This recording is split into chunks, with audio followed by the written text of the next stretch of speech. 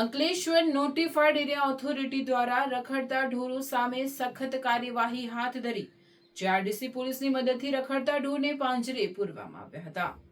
Ankleshwar GRDC વિસ્તારમાં લાંબા સમયથી રસ્તા પર રખડતા ઢોરનો ત્રાસ વધી રહ્યો છે. ખાસ કરીને વહેલી સવારના સમયગાળામાં ઢોર રોડ પર ભટકતા જોવા મળતા હતા, જેના કારણે વારંવાર અકસ્માતોની ઘટનાઓ સર્જાઈ રહી હતી. અનેક રજૂઆતો અને નોટિસો છતાં પણ ઢોર માલિકો દોરી રાખવા અથવા તેમને બંધક રાખવા માટે તાકીદ લેતા ન હોવાથી સ્થિતિ ગંભીર બની હતી.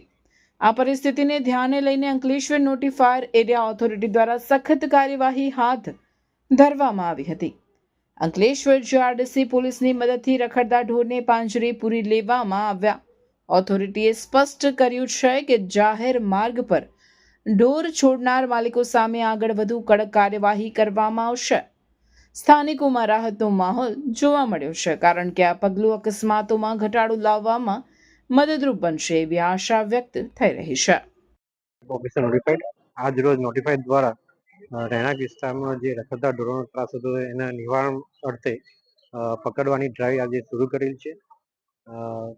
આપના ટીવીના માધ્યમ દ્વારા જે બી ગૌ રક્ષકો અથવા ગૌ ગાયો જે રાખે છે, જે એમને પાળે છે, મારી એક જ વિનંતી છે કે તે પોતાના ઘરમાં રાખે.